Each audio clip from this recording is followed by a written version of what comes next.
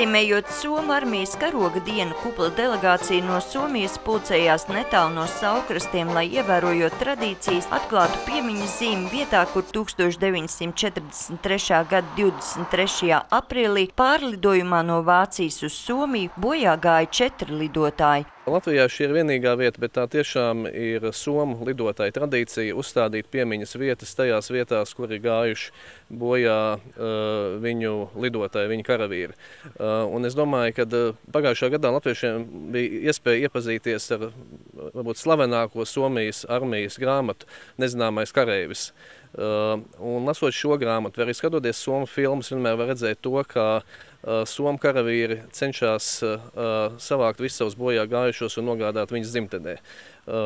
Arī šie cilvēki, kas šeit gāja bojā, viņi sākotnēji tika apglabāti Latvijā, bet tam tika pārvesti uz Somiju. Šis notikums, kas notiek šeit Saukrastos 43. gadā, varbūt nebija pārāk zināms, bet tad, kad viņš ieguva zināmu popularitāti, tad sadarbojoties kopā ar somu vēstures entuziastiem, radās šī doma uzstādīt šo piemiņas zīmi, kā tas ir pieņemts saskaņā ar somu lidotāju tradīcijām.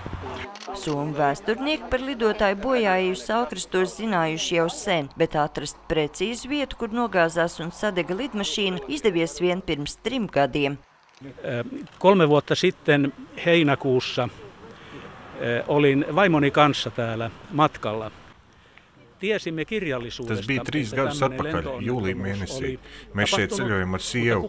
No literatūras avotiem zinājām, ka šeit netālu no Rīgas, apmēram 40 km uz ziemeļaustrumiem, kara laikā nokrita lidmašīna. Bet neviens Somijā nezināja, kurā vietā konkrēti.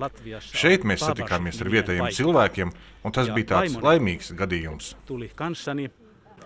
Ja täällä tapasin Gaisa kuģis avarēja tehnisku iemeslu dēļ, tāpēc piemiņas vieta nav uzskatām par kara monumentu. Tomēr bojā gājušo tuviniekiem pieminekļa atklāšana bija ļoti emocionāls brīdis. Īpaši Sirkai Līsai, kura savu tēvu Aimo Valkiniem nekad nav redzējusi.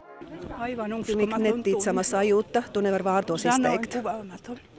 Ja kirjeistä tuttu. Es esmu lasījuši viņa vēstules, un no tiem tekstiem man ir palicis tāds patiešām ļoti darbīgu cilvēku priekšstats. Par somu karavīru traģisko likteni Latvijā turpmāk ikvienam atgādinās no betona un metāla izgatavotais piemineklis, kura izveidē līdzekļus ziedojusi Labzemes lidotāju ģilde. Sandra Leitāne, Andris Spāns, TV Spektrs.